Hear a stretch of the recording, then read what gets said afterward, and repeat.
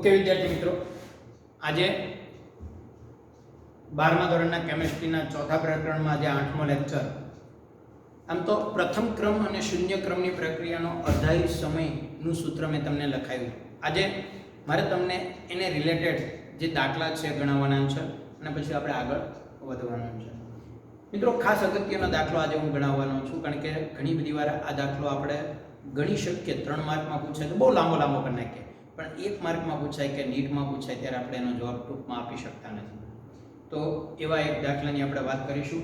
એ પહેલા મિત્રો ફરીવાર મને થોડું શૂન્ય ક્રમની પ્રક્રિયા વિશે અથવા તો અર્ધાયુષ સમય વિશે આપણે સમજીશું. આપણે અર્ધાયુષ્ય સમય કોને કહેતા હતા? તો કે સમયને આધારે કહેતા હતા કે જો પ્રક્રિયા 10 મિનિટમાં પૂરી થતી હોય આખી પ્રક્રિયા, તો 5 મિનિટનો અર્ધાયુષ સમય કહેવાય? ના, એને નો. સમયને આધારે અર્ધાયુષ સમય નક્કી ન થાય મિત્રો. આપણે એવું કહેતા હતા કે પ્રક્રિયકની સાંદ્રતા મૂળ સાંદ્રતાથી અડધી થવા માટે લાગતો સમય. ધારી લો કે યુરેનિયમનો તમે 1 કિલોનો ટુકડો હવામાં ખુલ્લો મૂક્યો, તો આ યુરેનિયમના ટુકડામાંથી અડધો એટલે કે 500 ગ્રામ યુરેનિયમ વપરાઈ જાય ત્યાં સુધી જે સમય લાગે એને અર્ધાયુષ સમય કહેવાય. મતલબ પ્રક્રિયકની સાંદ્રતા, પ્રક્રિયકનો જથ્થો અડધો થવા માટે લાગતો સમય. બરાબર? ઘણા મિત્રો, જો કે આગળના લેક્ચરમાં સમજાવ્યા પછી પ્રશ્ન નહીં હોય, ઘણાને એવું હોય કે સાહેબ એમાં શું ફેર પડે? તમે 10 મિનિટમાં 5 મિનિટનો અર્ધાયુષ સમય કહો કે અડધો વપરાય, એ તો અડધો વપરાય, કિલોમાંથી જે 500 ગ્રામ વપરાય તો એ અડધો સમય જ લાગે ને? નહીં. કેમ? તો આલેખ યાદ કરો વિકલન વેગ સમીકરણમાં કે સમયની સાથે પ્રક્રિયકની સાંદ્રતામાં થતો ઘટાડો એ સીધી રેખા નથી, એ વક્ર રેખા છે. શરૂઆતમાં પ્રક્રિયા બહુ ઝડપી થાય. મેં તમને એક ઉદાહરણ આપ્યું કે ધારો કે કોઈ પ્રક્રિયા 10 મિનિટમાં પૂરી થતી હોય ને, તો એનો અર્ધાયુષ સમય એકાદી સેકન્ડ કે 2 સેકન્ડ જ હોય. નવાઈ લાગે કે 10 સેકન્ડ જ હોય. અડધો પ્રક્રિયક વપરાવા માટે બહુ ઓછો સમય લાગે. જેમ જેમ પ્રક્રિયા આગળ જેમ ધીમી પડે. એટલે તમારે એ એક વાત ખાસ ધ્યાનમાં રાખવાની છે મિત્રો, અને આ થિયરી, આ કન્ટેન્ટ આપણને આવડવું જોઈએ. ઓકે, હવે શૂન્ય ક્રમની પ્રક્રિયા હોય તો અર્ધાયુષ સમય માટેનું સૂત્ર શું હતું? તો કે શૂન્ય ક્રમની પ્રક્રિયા માટે T1R યાદ કરો શું આવતું તો અહીંયા ઉપર R0 ના છેદમાં 2k. એટલે આપણે એમ કહેતા હતા કે શૂન્ય ક્રમની પ્રક્રિયા છે એનો અર્ધાયુષ સમય છે એ પ્રક્રિયકની મૂળ સાંદ્રતાના સમપ્રમાણમાં અને વેગ અચળાંકના વ્યસ્ત પ્રમાણમાં, મતલબ સાંદ્રતા સાથે બદલાય છે. તમે પ્રક્રિયકની મૂળ સાંદ્રતા જેટલી વધુ લેશો એનો જથ્થો એટલો અર્ધાયુષ સમય બદલાશે. 1 કિલો લઈને શૂન્ય ક્રમની પ્રક્રિયા થતી હોય તો 1 કિલો પ્રક્રિયક લઈને જો પ્રક્રિયા કરો તો અર્ધાયુષ સમય જે મળે 2 કિલોમાં એનાથી ડબલ મળે, 3 કિલોમાંથી એનાથી 3 ગણો મળે. શું કામ? કારણ કે એ સાંદ્રતાના સમપ્રમાણમાં છે. પણ પ્રથમ ક્રમની પ્રક્રિયા જ્યારે આવે છે મિત્રો, તો એના માટે અર્ધાયુષ સમયનું સૂત્ર તમને યાદ હોય તો આપણે આવું લખીએ 0.693 ના છેદમાં k. મતલબ કે એમાં પ્રક્રિયકની અર્ધાયુષ સમય છે એ સાંદ્રતાથી કેવો છે? પર છે. સાંદ્રતા ઉપર આધાર રાખતો જ નથી. મતલબ કે તમે કોઈ પ્રક્રિયા યુરેનિયમનો ટુકડો લ્યો, 1 કિલો લઈને એનો અર્ધાયુષ સમય નક્કી કરો, 2 કિલો લઈને કરો યા 10 કિલો લઈને કરો, અર્ધાયુષ સમય તો જે હોય એ જ હોય. અર્ધાયુષ સમયને પ્રક્રિયકની શરૂઆતમાં કેટલો જથ્થો લીધો, કેટલી સાંદ્રતા લીધી, એની સાથે કોઈ નિસ્બત નથી, કોઈ નિસ્બત નથી. બરાબર ને? એટલે આ એક વાત શૂન્ય ક્રમની અને પ્રથમ ક્રમની પ્રક્રિયાનું આપણે યાદ રાખીશું મિત્રો. હવે સ્વાધ્યાય 4.7 માં હું એક દાખલો તમને કોઈડોસ 4.7 નો એ દાખલો છે ગણાવું. એક પ્રથમ ક્રમની પ્રક્રિયા માટે વેગ અચળાંક 5.5 ગુણ્યા 10⁻14 સેકન્ડ ઇન્વર્સ આપ્યો છે. જો પ્રથમ ક્રમની પ્રક્રિયા છે ભાઈ, શું આપ્યું છે? એક પ્રથમ ક્રમની પ્રક્રિયા માટે વેગ અચળાંક k બરાબર 5.5 ગુણ્યા 10⁻14 સેકન્ડ ઇન્વર્સ છે. તો પ્રક્રિયાનું અર્ધાયુષ સમય ગણો એટલે T1 ગણો. સીધું આ સૂત્ર મૂકી દો પ્રથમ ક્રમની પ્રક્રિયાનું 693 ના છેદમાં k, તો 0.693 ના છેદમાં k ની કિંમત કેટલી છે? 5.5 ગુણ્યા 10⁻14. હવે આનું તમે મિત્રો સાદુરૂપ આપશો તો તમને ખ્યાલ આવશે કે t1 છે એ કેટલો થશે. જો આની હારે ભાગાકાર કરો તો જવાબ 1 point something ની આવે, 0.1 સમથિંગ આવશે. કારણ કે આ પોઈન્ટ પછી એક આંકડો છે કાંઈ નથી. તમારી પાસે કેલ્સી હોય પણ તમે ભાગાકાર કરતા એ શીખજો. તો આનો જવાબ છે એ લગભગ તમને 1.26, આમ તો આનો જવાબ તમને શું મળશે ખબર? કેલ્સીનો 0.26 મળશે. અને આ 10 ની 14 ઘાત ઉપર જાય એટલે કેવી થઈ જાય? પ્લસ. હવે આ જે 0.26 મળ્યો એને તમે પૂર્ણ પ્રમાણિતમાં ફેરવો તો પોઈન્ટ ને અહીંયા લેશો, જમણી સાઈડ જઈએ એટલે માઈનસ થાય, એટલે 14 માંથી 1 માઈનસ કરો તો 10 ની 13 ઘાત આવી સેકન્ડ. જો આટલી સેકન્ડ લાગશે મિત્રો. આ કે ઓછો સમય નથી, 13 ઘાત એટલે. તો આ એનો અર્ધાયુષ સમય થયો. તો આવી રીતે આપણે દાખલા ગણવાના છે. એક દાખલો 4.8 માં છે, એ પણ તમને કરાવું. આ દાખલો તો ખાસ સમજવા જેવો છે. આના ઉપરથી તમે રિયલાઇઝ કરશો કે અર્ધાયુષ સમય અને 99.9% પ્રક્રિયા પૂર્ણ થવા માટેનો સમયમાં કેટલો ગેપ હોય. કારણ કે અર્ધાયુષ સમય એટલે પ્રક્રિયા અડધો વપરાય, હવે અડધો વધ્યો, તો એ અડધો વધે ત્યારે લાગતો સમય પહેલા અડધો વધ્યો ને એમાંય તે પૂરેપૂરો 100% વપરાય નહીં. 99.9% પ્રક્રિયા પૂર્ણ થવા માટે લાગતો સમય પહેલી અર્ધાયુષ સમય કરતાં 10 ગણો થાય. એટલે પાછળની પ્રક્રિયા 10 ગણો સમય લે. તમે ખાલી વિચાર. એટલે આ એક વાત ખાસ સમજવાની છે. જો દર્શાવો કે પ્રથમ ક્રમની પ્રક્રિયામાં 99.9, હજી 99.9 વધો, 100% નહીં, પાછળનો જે 50% વધ્યો અર્ધાયુષ સમય પછી જે અડધી સાંદ્રતા વધી એ બધી વપરાય નહીં. એ 50% જે વધી એમાંથી 99.9% જ વપરાય, હજી 0.1% તો બાકી રહે. પણ એમ છતાં 99.9% પ્રક્રિયા પૂર્ણ થવા માટે લાગતો સમય એ અર્ધાયુષ સમય કરતાં 10 ગણો હોય. એટલે હું આમ તમને કહી શકું કે મારી પાસે 100 કિલોનો કોઈ પદાર્થ છે, 100 કિલો, એમાં 50 કિલો પ્રક્રિયક વપરાતા, 50 કિલો વપરાતા ધારી લ્યો કે 1 કલાક થાય. ધારી લો, આ સમજાવવા માટે છે. 1 કલાક થાય 50 કિલો વપરાવા માટે. તો હવે જે 50 કિલો વધ્યો એ આખો 50 કિલો નહીં, પણ એનો આપણે 99.9% એટલે કે 49.9, 50 તો 49.9 એટલે કેટલા થઈ જાય? 99.9. તો આ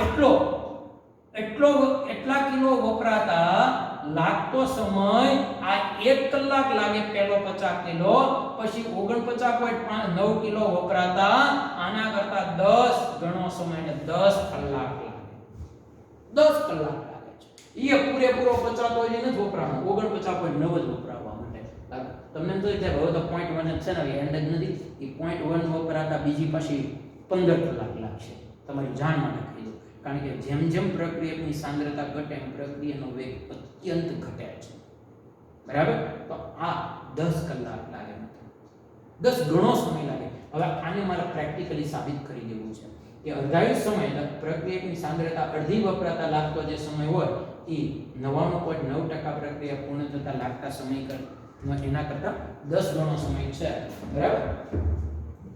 એટલે ટૂંકમાં પાછળનો જે પ્રક્રિયા 50% વપરાવા માટે 10 ગણો વધારે સમય લાગે છે એ આપણે સાબિત કરી દેવું છે. મિત્રો એકદમ સિમ્પલ પોઈન્ટ છે. આને હું અઘરો પોઈન્ટ ગણતો જ નથી. બરાબર? પણ થોડું તમારે ધ્યાન રાખવા જેવું છે. દાખલો કેમ ગણવો એ આપણે ખાસ સમજીએ. અર્ધાયુષ સમય પહેલા આપણે શોધી લઈએ, પછી હાલો પહેલું કામ હું અર્ધાયુષ સમય શોધવાનું છે, પછી બે સમયનો ભાગાકાર કરીએ. તો t1 અર્ધાયુષ સમય 0.693 છેદમાં શું આવશે? કે. બરાબર ને? આને હું આમ નામ જ રાખું. તમને એમ થશે કે આમ નામ શું કામ? કે ની કિંમત નથી મૂકી. આ અર્ધાયુષ સમયનું સૂત્ર છે.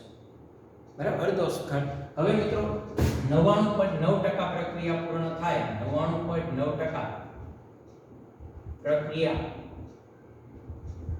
પૂર્ણ થાય ત્યારે RT શું આવે? RT એટલે t સમયની સાંદ્રતા શું આવશે? તો કે t સમયની સાંદ્રતા 99.9% પ્રક્રિયા પૂરી થવી એટલે હું તો કે મૂળ જે સાંદ્રતા આપણી હતી એનો 99.9% જથ્થો છે ને એ વપરાઈ ગયો, એટલે ખાલી કેટલો વધ્યો 0.1 R0 નો ખાલી 0.1 ભાગ વધ્યો. હું જે બોલું છું એ તમને સમજાય છે? ખાસ તમે ધ્યાનમાં રાખજો. ટકા છે, સોરી આ ટકા છે ને, એટલે એટલા ટકા વધ્યા 0.1%. હવે 0.1% એટલે કેટલા કહેવાય? તો કે 0.1% એટલે 100 એ એકલા, બરાબર ને? એટલે અહીંયા મારે લખવું જોઈએ કે 1000મો ભાગ હોય. હું પહેલા તમને આખું આંસુ 99.9% પ્રક્રિયા પૂર્ણ થાય ત્યારે RT કેટલો આવશે? તો કે RT છે એ આનો 99.99% ભાગ પૂરો થઈ ગયો તો વધે કેટલો? તો કે ખાલી 1% વધ્યો. કોનો? તો કે R0 નો 0.1% વધ્યો. ટકાને પછી સાદા રૂપિયામાં ફેરવો હોય, ખબર છે ને આપણે એવું છે ટકાને સાદી સંખ્યામાં ફેરવો હોય તો 100 વડે ભાંગી નખાય, બરાબર ને? તો આમ આવશે. એટલે R0 નો 99.99% પ્રક્રિયા પૂર્ણ થવી એટલે પ્રક્રિયા પૂર્ણ થવી, અધૂરી રહેવી, કેટલી પૂરી થવી બધું સમયને આધારે નક્કી નથી, સાંદ્રતાને આધારે નક્કી છે. 99.9% પ્રક્રિયા પૂર્ણ થવીનો મતલબ કે પ્રક્રિયક જેટલો હતો એમાંથી 99.9% વપરાઈ ગયો, અને 99.9% વપરાઈ ગયો તો t સમયે વધેલો કોણ છે? આપણે, કારણ કે RT એટલે વધેલી સાંદ્રતા છે, વપરાયેલી નહીં. ઘણા વિદ્યાર્થીઓ અહીંયા ભૂલ કરે છે, અહીંયા દાબી દે 99.9%. અરે ભાઈ જોતો ખરી કે RT એટલે હું? તો કે t સમયની સાંદ્રતા. t સમયની સાંદ્રતા એટલે વપરાયેલી નહીં, વધેલી. t સમયે વધેલી તો t 99.99% પ્રક્રિયા પૂર્ણ થાય એટલે વધે કેટલી? તો કે 0.1 વધે. 100 માંથી ખાલી 0.1% વધ્યું. અને 0.1% વધવું એટલે શું? તો કે 0.1% કોના 1% છે? R0 ના મૂળ સાંદ્રતાના.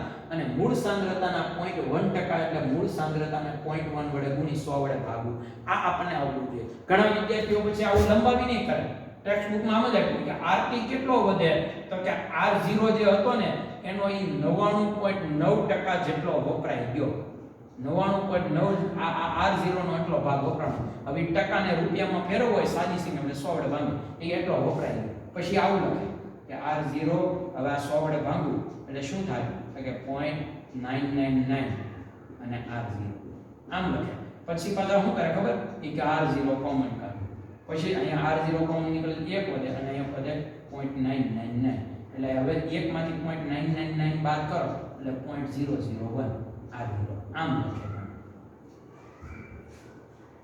R0 મૂળ સાંદ્રતા. RT એટલે હું? તો કે જે વપરાઈ ગઈ બાદ કરો. 99.9% પ્રક્રિયા પૂર્ણ થઈ એટલે 99.9% છે. ટકાને રૂપિયામાં ફેરવો 100 વડે ભાગવાનું. કોઈ પણ સાંદ્રતાને ટકામાંથી સાદી સાંદ્રતામાં ફેરવો 100 વડે ભાગવું પડે. આ ભાગ્યું ને તો કે ભાઈ 99.9% પ્રક્રિયકનો ભાગ વપરાઈ ગયો એટલે એટલી પ્રક્રિયક વપરાઈ ગયો 9.999. હવે આમાંથી 0.999 જે વપરાઈ ગઈ બાદ કરો તો વધ્યો એટલો. હવે ઈ લોકોએ આપણને આમ કાન પકડાયો. હું આમ પકડાવવા માંગુ છું કે આપણે સીધો વધેલો જ લખો ને.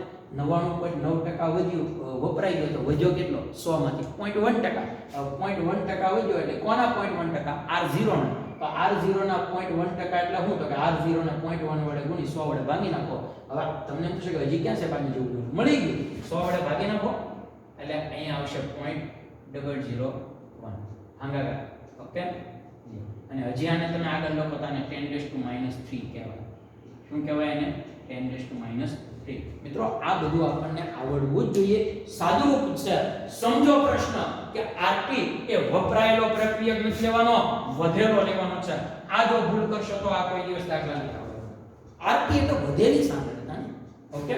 તો આ લખો. હાલ હવે હું તમારી સામે T લખું છું. બરાબર?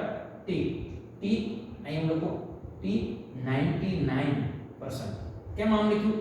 હું બતાવવા માંગુ છું ભાઈ કે અર્ધાયુ સમય છે તો આ 99 પોઈન્ટ પ્રક્રિયા પૂર્ણ થવા માટેનો સમય છે. 99 પોઈન્ટ પ્રક્રિયા પૂર્ણ થવા માટેનો સમય છે. બોલો સૂત્ર શું આવશે? 2.303 છેદમાં કે log of R0 ના છેદમાં RT. 99 પોઈન્ટ આ RT બોલું તોય હાલે એટલે લખો 99.9. તો અહીંયા લખી નાખો. બરાબર? 2.303 કેની કિંમત હું નહીં મૂકીશ. log of r0 આમ નામ રાખો, આપણને કોઈ કિંમત ક્યાં આપી, આપણે તો ખાલી બે ઓલાને સરખાવવાના છે પરિણામને. હાલો rt બરાબર હું કેટલા મૂકી શકું મિત્રો? 10⁻³ into r0 મૂકી શકું કે નહીં? હાલો હવે તો t 99.9 is equal to 2.303 ના છેદમાં k log of કેટલાક મિત્રોને સમજાઈ ગયું છે આપણે ગયા, એટલે 3 ઘાત નીચે વધી માઈનસ q ઉપર જાય પ્લસ.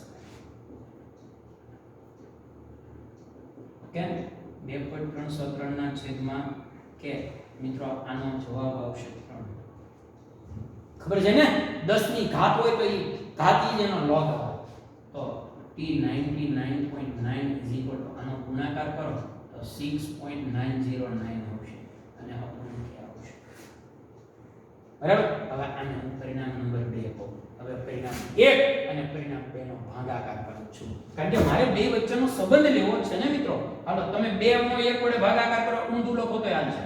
તમે ટૂંકમાં જે ઉપર લખો એ ઉપર રાખો અને t બનાવો, ગમે લખીએ કોઈની એક જ વાત. પરિણામ 1 અને 2 નો ભાગાકાર કરો. હાલો 1 ની કિંમત શું છે ભાઈ?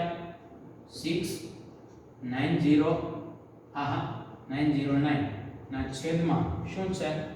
k. બરાબર ને? હા. અને હવે આની કિંમત મૂકો તો 0.693 ના છેદમાં k. આ બે નો છેદ ઉડી ગયો, સેમ છે એટલે વધ્યું હું તો કે 99.t બનાવો. હવે અહીંયા વધ્યો 6.909 અને અહીંયા વધ્યો 0.69. ભાઈ અહીંયા પોઈન્ટ પછી બે આંકડા રાખો તો 90 થાય, અહીંયા બે આંકડા રાખો એટલે 69 થાય. ત્રીજો આંકડો ન રાખો તો હાલશે. અને તમે આનો જવાબ મેળવશો ને તો તમને શું મળશે ખબર? 10 મળશે. જોઈ 9.999 એવું મળે, 10 જ કહેવાય. હવે આને અહીંયા લઈ લો તો t 99.9% બરાબર 10 ગુણ્યા t બનાવ્યો. જોઈ લો શું સાબિત થયું કે 99 પ્રક્રિયા પૂર્ણ થવા માટે લાગતો સમય એ અર્ધાયુષ સમયના 10 ગણા છે. બરાબર. આવા કોઈ પણ પ્રશ્ન પૂછીએ એમ કે પ્રથમ ક્રમની પ્રક્રિયા 75% પ્રક્રિયા પૂર્ણ થવા માટે લાગતો સમય અર્ધાયુષ સમયના કેટલા ગણા છે, તો આપણે આ જ રીતે કામ કરવાનું. પહેલા અર્ધાયુષ સમયનો સૂત્ર મૂકવાનું, પછી જે પ્રક્રિયા 75% કે તો 75, 70 કે તો 70. બરાબર. અને પછી એનો ભાગાકાર કરો, જવાબ બંને વચ્ચેનો સંબંધ મળે. બહુ અગત્યનો દાખલો મિત્રો, બહુ અગત્યનો, કારણ કે આને આધારે આપણે ઘણા વ્યવહારિક પ્રશ્નોનું સોલ્યુશન મેળવવાનું છે, એટલે ખાસ ધ્યાનમાં રાખજો. એક કોષ્ટક આપ્યો છે શૂન્ય ક્રમની પ્રક્રિયા, પ્રથમ ક્રમની પ્રક્રિયા, જે આપણે અત્યાર સુધી શીખ્યા કે ભાઈ વિકલનીય વેગને આધારે સૂત્ર શું થાય, સંકલનીય વેગને આધારે સૂત્ર શું થાય, પછી અર્ધાયુષ સમય છે કોના ઉપર આધાર રાખે, આલેખ કોના વિરુદ્ધ કોનો દોરવાનો હોય, એ બધી વાત આપણે જે શીખ્યા છે એ રિપીટ અહીંયા કરેલી છે. ઓકે, તો આ ખાસ તમારે સમજવાનું છે મિત્રો, આ દાખલો ખાસ સમજજો.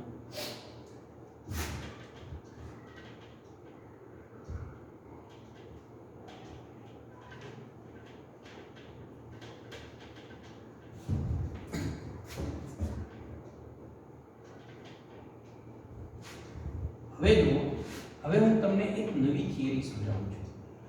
આપણે પ્રક્રિયાનો ક્રમ કેમ નક્કી કર્યો? તો આપણે શું બોલતા હતા કે વિકલનીય વેગ સમીકરણમાં પ્રક્રિયકની સાંદ્રતા ઉપર, વિકલનીય વેગ સમીકરણમાં પ્રક્રિયકની સાંદ્રતા ઉપર જે ઘાત હોય એ ઘાતના સરવાળાને પ્રક્રિયા ક્રમ કહેવાય. ધારી લો કે કોઈ એવી પ્રક્રિયા હું અહીંયા તમારી સામે લખું, રિપીટ કરાવું છું, યાદ રાખજો.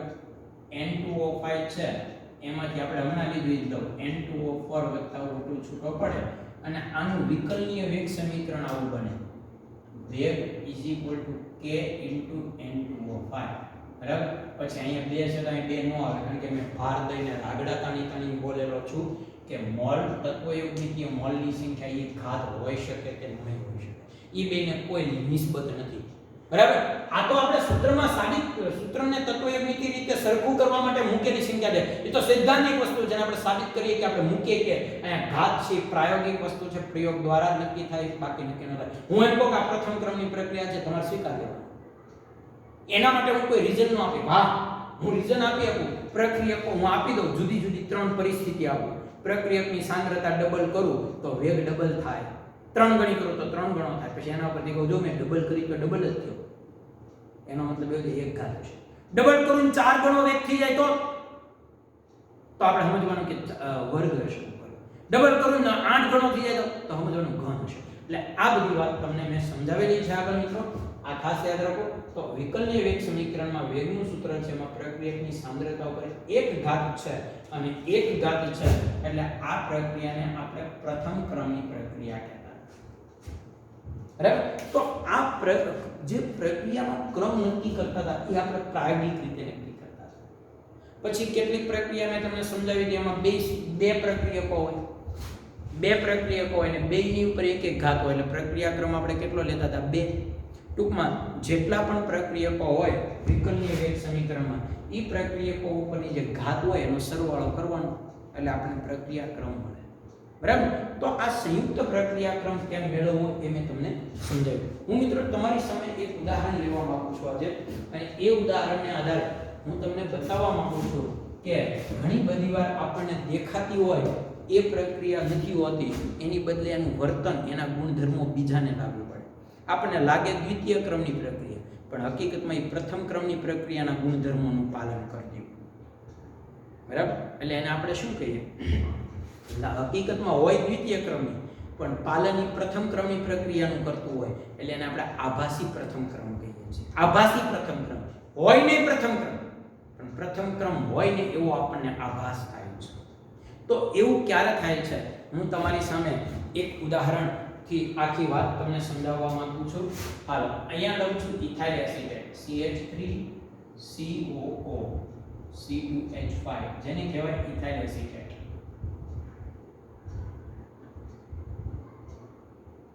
આ 3 માર્કની થિયરી પૂછાય છે. આભાસી પ્રથમ ક્રમની પ્રક્રિયા સમજાવો. ઉદાહરણ આપો. આભાસી પ્રથમ ક્રમની પ્રક્રિયા એટલે શું? અને ઉદાહરણ આપો તો હું તમને સમજાવું. ઇથાઇલ એસિટેટ છે કે એનું જો હું જળ વિભાજન કરું, બરાબર, પાણી જળ વિભાજન કરું તો તમને બધાને ખબર છે કે અહીંથી બંધ તૂટે. આની સાથે આ કઈ રીતે બધાને છે ઓર્ગેનિકમાં આપણે આ બધું શીખીએ છીએ. હો ભાઈ, C double bond O C2H5 આમ છે, બરાબર. અહીંથી આ બંધ તૂટે અને પાણીમાંથી શું છૂટું પડે તો કે OH- અને H+. હવે પાણીમાં ધન આયન છે, અહીંથી બંધ તૂટે એટલે ઓક્સિજન ઋણ હોય, કાર્બન ધન હોય કે નહીં? હવે આ જે ધન છે આની હારે જોડાઈ જાય, આની હારે જોડાઈ જાય, એટલે શું બને? બોલો તો Cl3COOH, એટલે શું બનશે એની પછી? Cl3COOH, એસિડિક એસિડ મળે. અને બીજું શું મળે? C2H5OH, એટલે ઇથેનોલ. ટૂંકમાં એસ્ટરનું વિભાજન કરીએ તો આપણને ખબર જ છે કે એસિટિક એસિડ અને આલ્કોહોલ મળે. કારણ કે આ એસિટેટ જ્યારે બન્યું ત્યારે આ બે ભેગા થઈને જ બન્યું. આ એસિડ અને આલ્કોહોલનું નિર્જલીકરણ કરો એટલે આ બને. જુઓ, અહીંથી OH કાઢો, અહીંથી H કાઢો, જોડી દો. આ જળ વિભાજન કર્યું કે પાણી આપ્યું એટલે જળ વિભાજન.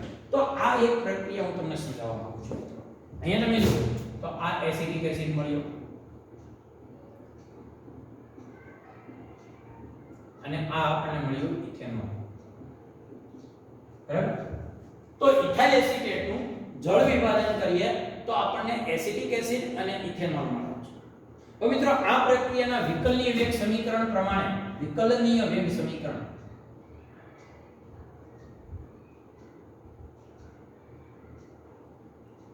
જો આનું વિકલનીય વેગ સમીકરણ લખું તો વેગનું સૂત્ર આવું છે. વેગ k બંને પ્રક્રિયકો ઇથાઇલ એસિટેટ એક પ્રક્રિયક અને બીજો પ્રક્રિયક છે પાણી, બેની સાંદ્રતા ઉપર આધાર રાખે અને બેની સાંદ્રતાઓના 1 ઘાતના સમપ્રમાણમાં છે. 1 ઘાતના સમપ્રમાણ છે, હું તમને કહી દઉં. એટલે આ સમીકરણ જો વિકલનીય વેગ સમીકરણ લખવામાં આવે તો વેગ બરાબર k ઇથાઇલ એસિટેટની સાંદ્રતા અને પાણીની સાંદ્રતા, બેની સાંદ્રતાના 1 ઘાતના સમપ્રમાણમાં છે. એટલે સીધી વાત છે કે બેની 1 ઘાત છે. એટલે અત્યારે આ પ્રક્રિયા એ છે કયા ક્રમની પ્રક્રિયા છે મિત્રો? અહીં તમે લખી શકો કે દ્વિતીય ક્રમની પ્રક્રિયા છે. કઈ પ્રક્રિયા છે? દ્વિતીય ક્રમની આ પ્રક્રિયા છે. પણ મિત્રો આ દ્વિતીય ક્રમની પ્રક્રિયામાં હું તમને એક વાત કરું કે ધારો કે અહીંયા છે ને, હવે તમને આ વાત કરું છું, અહીં ખાસ સમજો. ધારી લો કે આની શરૂઆતની સાંદ્રતા 0.01 મોલ છે અને તમને ખબર છે કે કોઈ પણ પાણીનું જળ વિભાજન કરીએ એટલે પાણી કોઈ પણ પ્રક્રિયકનું જળ વિભાજન કરીએ એટલે પ્રક્રિયકને પાણીમાં નાખીએ ત્યારે જે પદાર્થને ઉમેરતા હોઈએ એનો જથ્થો આપણે અચળ લઈએ. પાણી તો પુષ્કળ હોવાનું છે, પાણીની સાંદ્રતા તો આની કરતા અનેક ગણી બધી હોવાની છે. તો ધારી લો કે આના હું 0.01 મોલ લઉં તો આના એની સામે મેં 10 મોલ લીધા છે, ટૂંકમાં બહુ બધા છે, બરાબર. હવે ત્યારે શરૂઆતમાં આ બે 0 0 છે. હવે જેવો આ 0.1 છે એટલે અંતિમ આ શરૂઆતની સાંદ્રતા છે.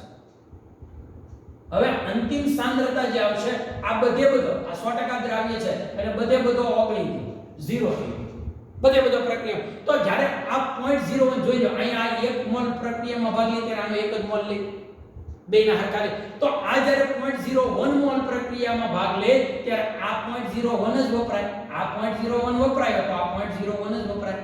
તો એની હતી સાંદ્રતા 10 મોલ, એમાંથી વપરાણો ખાલી 0.01. કેમ તો કે આની સાંદ્રતા જેટલી હતી એટલી આ વપરાણી, કારણ કે આનો 1 મોલ વપરાય ત્યારે આનો 1 મોલ વપરાય.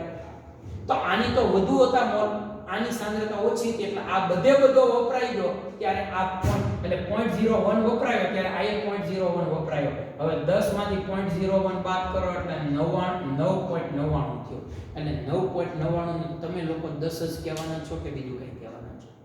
તમે તરત કહેલો અરે સાહેબ આ 10 મોલ છે, 10 મોલ જ. હવે 0.01 એમાંથી બાદ કરો કે ન કરો કાંઈ ફેર ન પડે. કહેવાનો મતલબ મિત્રો એ જ છે કે જ્યારે બે પ્રક્રિયકો પ્રક્રિયામાં ભાગ લેતા હોય ત્યારે એક પ્રક્રિયકની સાંદ્રતાની સાપેક્ષમાં બીજા પ્રક્રિયકની સાંદ્રતા જ્યારે ખૂબ જ વધુ હોય ત્યારે શું થાય તો કે વધુ સાંદ્રતા વાળો જે પ્રક્રિયક હોય ને એની સાંદ્રતા પ્રક્રિયા દરમિયાન જે ઘટાડો છે ને એ પ્રક્રિયા દરમિયાન થતો ઘટાડો એટલો બધો નાનો હોય છે કે એને આપણે ગણતરીમાં લેતા નથી. એટલે પ્રક્રિયા દરમિયાન આની સાંદ્રતા આપણે કેવી સ્વીકારી લઈએ છીએ?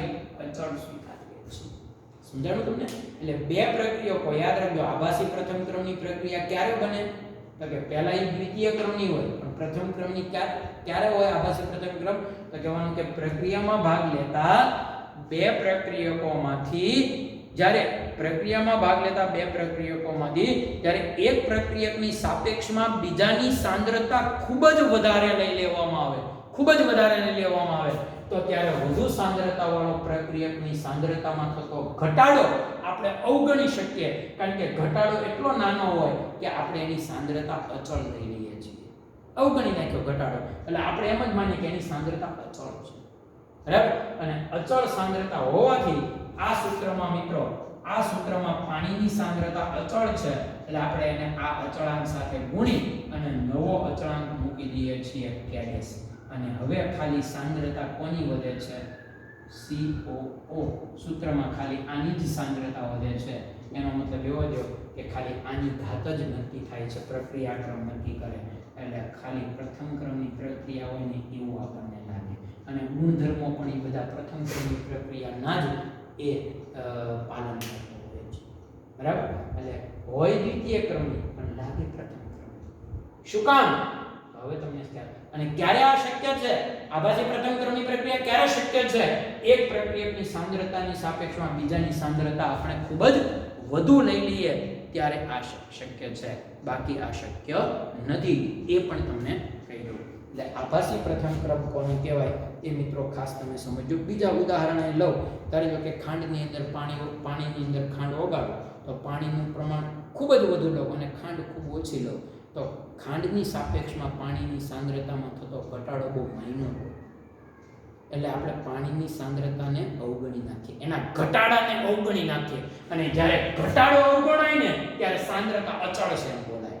આપણે શું કરીએ કે ભાઈ આ 10 હતી એમાં 0.01 છે તો એટલો ઘટાડો થયો, આ બધે બધો વપરાઈ ગયો 0.01 ત્યારે આ 0.01 વપરાણો એટલે ખાલી 9.99 આવ્યો. એટલે આપણે એને નિયર બાય કેટલા કહીએ છીએ? 10 જ કહી દઈએ છીએ. આપણે 10 જ લખીએ. એનો મતલબ એવો છે કે આપણે આ ઘટાડાને ગણતા નથી.